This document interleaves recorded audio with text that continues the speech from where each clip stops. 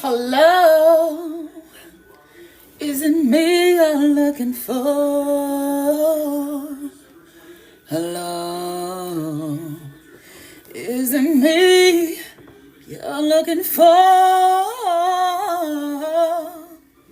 Hello, is it me you're looking for? Hello, hello, hello. Come on. Hello, hello, hello. Come on, hello. Come on in.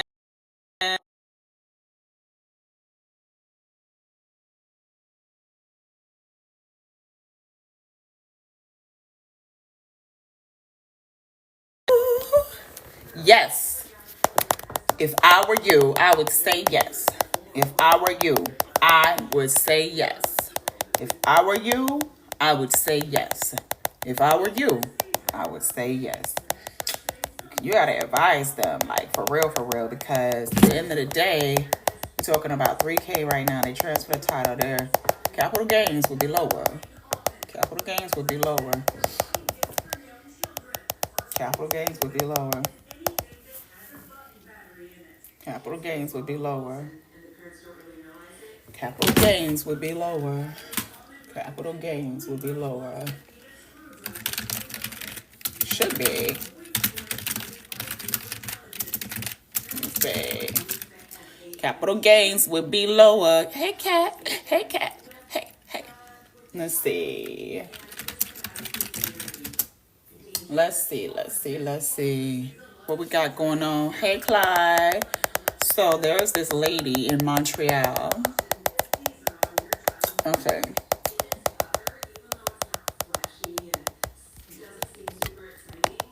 Absolutely. Absolutely. That's exactly what I was thinking. All right.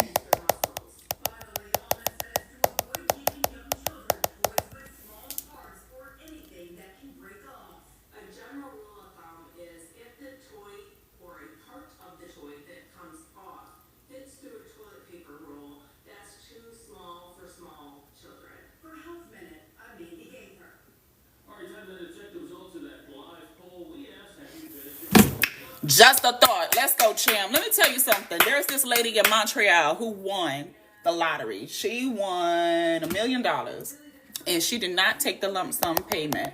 And so instead of her taking the lump sum payment, she opted to take $1,000 a week for life. Now, me personally, I think it's a smart decision. And I have a question as to what does for life mean by their definition. Because she's 20 years old. So are we going by her life expectancy? To life, like, is there a set amount of time? That's kind of a, an additional thought that I have. But there's this lady who took installment payments of $1,000 a week for her lottery winnings. Hey, Dre. As opposed to taking, as opposed to taking the $1,000,000 lump sum. Now, what I wanted to say with this lottery winning strategy is helpful in a couple of ways. Now, the first thing that I thought about is if she takes the lump sum, they are going to take, that's going to be heavily taxed. But if you take $1,000 a week for 52 weeks out of the year, then think about it. People have $52,000 salaries. She doesn't actually have to work. That counts as income. She could still work. She could be smart to work. But that's guaranteed money that she can use over time as opposed to taking that lump sum, getting it taxed, and being able to use it one time. Now, this is something she gets for life. I bring this up to say a lot of people kind of run away from in the real estate industry. People run away from seller financing, not realizing that it saves them on taxes. Seller financing gives you the opportunity to spread out the payment. Now, first of all, you're going to get more money out of it. Secondly, your capital gains is lower. So I really don't understand why people decide to take the lump sum. It's the same concept. It's a tax strategy. Because as an investor, you want to lower your taxes. One of the reasons why you get in investing is to lower your taxes. So if you're an investor and you're taking the lump sum over seller financing, especially in a climate where it's difficult for some people to get qualified to pre-approved for a loan, and it's also a challenge or a lot of people are just interested in seller financing. It is something that has become more prominent, something that's become more popular, something that people have circled back around to post 2008. So it just makes more sense for both parties. It's a win-win situation to do seller financing, quite frankly. And I'm working this deal right now where I have a seller financing option, and it's a question as to whether or not the seller is going to take that seller financing or whether they're going to take the cash payments. Now, I don't think it's smart to take the cash payments because, the cash payment, because that's a lump sum payment, especially at the end of the year. Like whatever you've already, hello, beautiful. Oh, hi. But whatever you've already earned, that's capital gains. And if you don't understand capital gains, that's going to be taxed. So I'm using this example of this woman taking her $1,000 a week in earnings or in her lottery winnings as opposed to the $1 million payout, because guess what? She has guaranteed income for a longer period of time.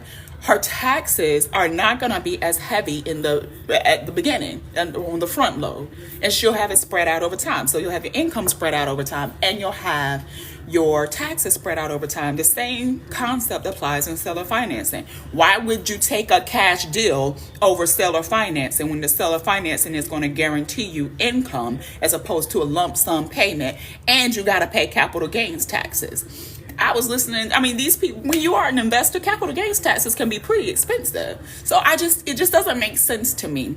You already got to pay agent fees. You want to pay capital gains taxes too? Take the seller financing. It helps you and it helps the buyer. I'm just saying, it doesn't make sense to me. So there's a lady in Montreal who won $1 million in the lottery, and instead of taking that lump sum payment, she took the $1,000 a week payout. It's $1,000 for life. It works out for her because her taxes should be lower when it comes down to that $1,000. That's $52,000 a year as opposed to $1 million this year. And I'm not sure how it will look the next year and the next year and the next year. I can't remember how that works. I'm not a tax professional, but I know at least on the front end, that $1 million is going to be taxed very heavily as opposed to her being taxed on $1,000 a week. It just doesn't make sense to be taxed on $1 million as opposed to $1,000 a week. Now, it's $1,000 a week for life. I don't know if it's going to be like for her actual life or if there's a set life expectancy. So I don't know the definition of life, but I know it makes more sense to take $1,000 a week than $1 million payout. You're guaranteed to get, think about it too. That's income. So if she has anything she wants to invest in, she already has $52,000 automatically built in. It doesn't make sense to take the lump sum payment from any point of view. I don't understand why people who win the lottery take the lump sum payment as opposed to that payout on a weekly basis. This lady is going to get $1,000 a week for life. The definition of life, I'm not sure if there's a set amount of years or if it's her actual life. I haven't looked into that. But when I'm looking as a real estate broker, I'm working a deal right now and I have a seller financing option on the table. Now, it's a question as to whether or not the seller is going to take the seller financing or if they're going to take the cash deals. It doesn't make sense to take the cash deals because you're going to have to pay capital gains. You might as well take the seller financing. Plus, they get $20,000 more with the seller financing. Didn't send the deal to you. You better DM me your email. Let me know. Are you in the market to buy some real estate? I got a few opportunities. I got some land in Hillsborough, North Carolina. I've got land in Durham, North Carolina. And I have, after this mobile home, I have 2 more mobile homes that I'm working on selling. I got your email? Oh, okay, cool. All right, cool. I'm going to send your email so you can have my email. I'm going to send it to you right now. Matter of fact, I'm going to send all of this to you so you can take a look at it. I didn't realize you were an investor. I'm going to send it to you. Didn't even know that. But I was just saying, it doesn't make sense to me that this is someone, I wouldn't take the cash deal. I would take the seller financing. You get more money and lower capital gains.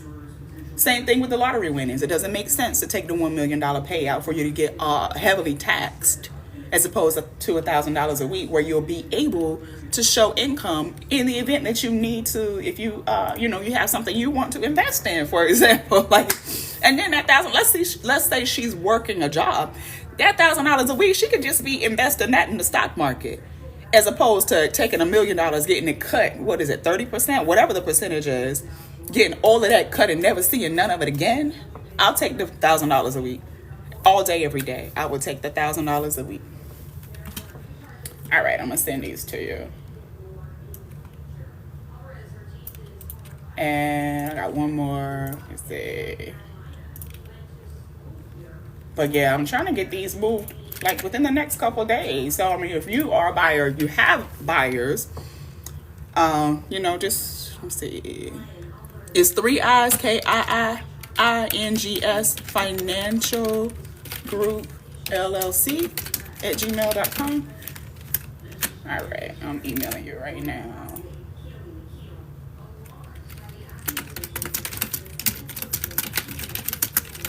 I'm sorry, the king. I didn't even know. I be up here all the time talking. I didn't realize you were an investor. But hold on, I'm going to send these to you.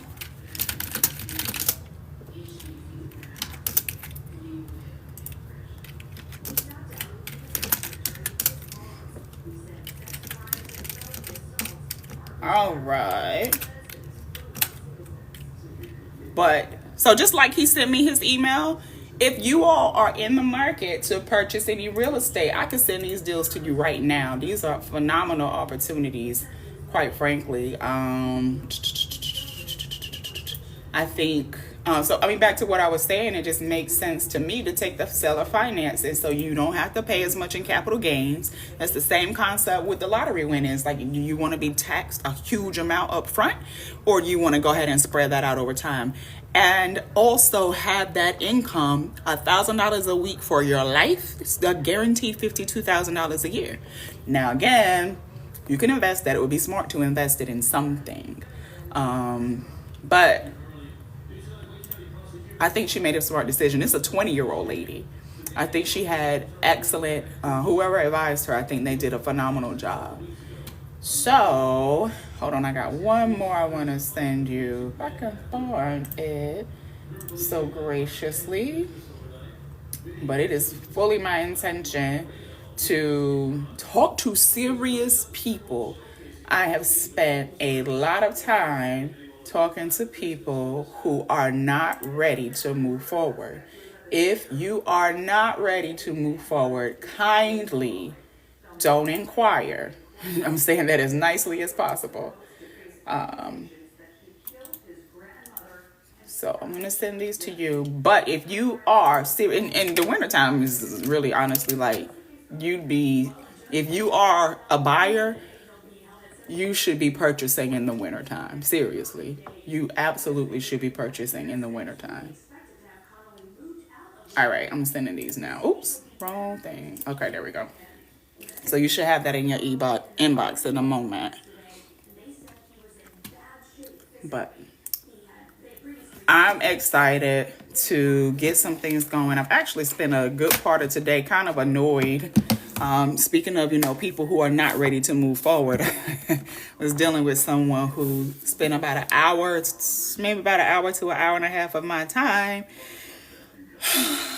having presented himself as though he was going to do a certain thing, and then coming back and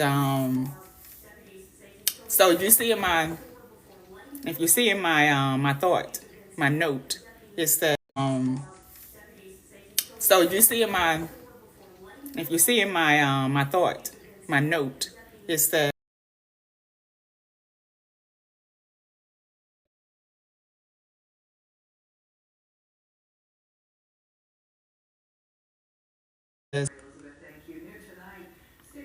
hello.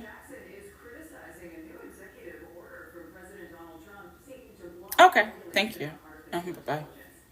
So, so if you notice the note, the thought that I have posted is, I should teach a course in negotiation, because the more I talked to this individual, the more I recognized they were not hearing me and I was not hearing them. But the crazy thing is, I actually came to a compromise.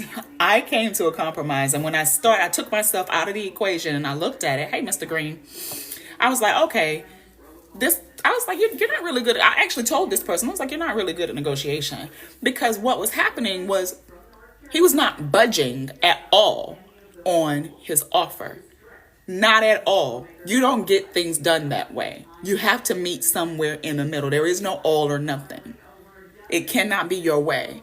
And it made me realize those are the people in life in general who don't have a whole lot of progress and success. If you're not willing to collaborate, cooperate, compromise, again, I should teach a course in negotiations. If you're not willing to collaborate, cooperate, compromise somewhere, because everybody ain't gonna always get what they want. You're gonna have to collaborate, cooperate, and compromise to move forward. You cannot get 100% of what you want, even when you're going to buy a house. To move forward. You cannot get 100% of what you want, even when you're going to buy a house. And you go through, and when you want to buy a house and you're doing new construction, and when you do new construction, you get to pick out every single thing that you want. Guess what? You still need to get an inspection. And there still might be something wrong. And even when you fix what's wrong, guess what? A year later, after the warranty has ran out, because a lot of times things are pretty much made to last for the duration of the warranty. You still didn't get 100% of what you wanted. I'm just saying. You still didn't get 100% of what you wanted.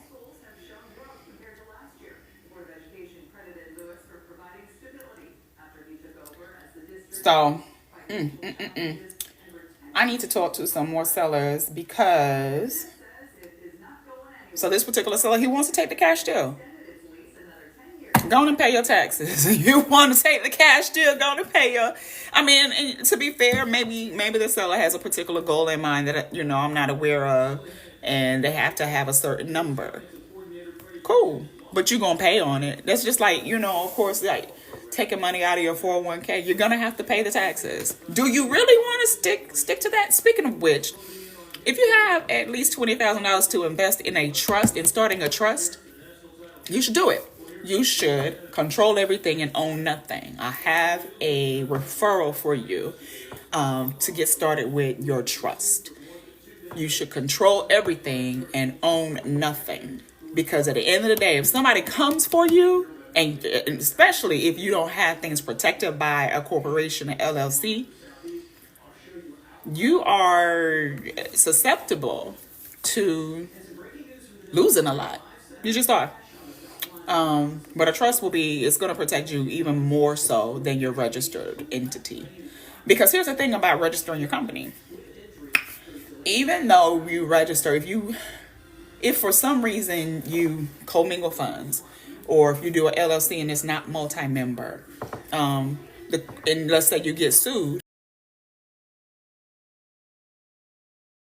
the court can do what's called piercing the corporate veil if you didn't register your entity correctly. If you have an LLC and it's not multi-member, if you're the only and you're the beneficiary, the beneficial owner, you're the only owner, and or if you are commingling funds, if you're not appropriately separated, and a lot of people do that. I've been guilty of it myself. I don't do it on purpose, but I transfer funds from account to account. So I cover myself, but I don't know how that would be looked at. But anyway, my point here is, if you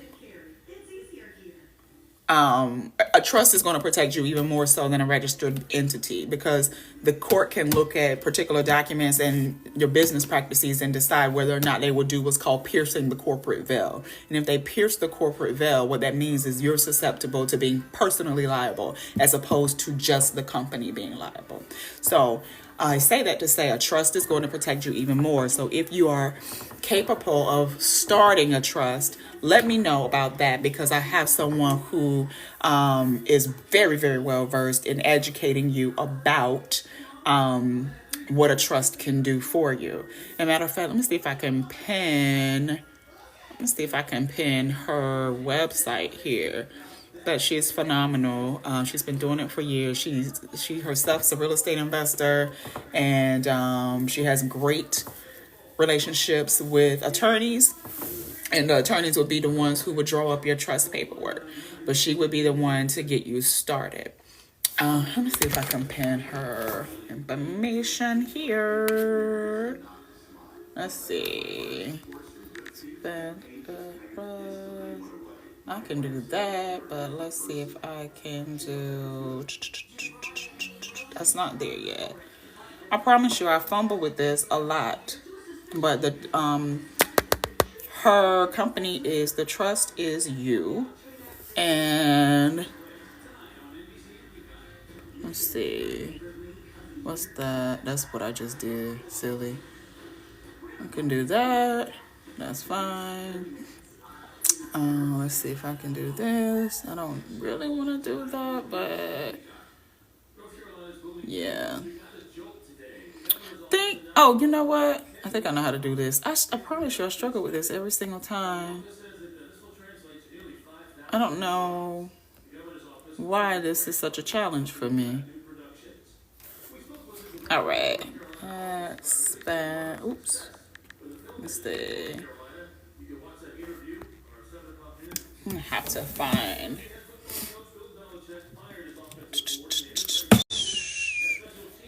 But if you have some property that you want to place into a trust, it will protect you more than your registered entity. The goal is to control everything and own nothing. So it is okay. thetrustisyou.com. All right. So this is her website. Let's see if I can. Can I pin it? I can pin it. And hopefully that pen couldn't pin. You should try again. Well, I put it in the chat. But it's called The Trust Is You.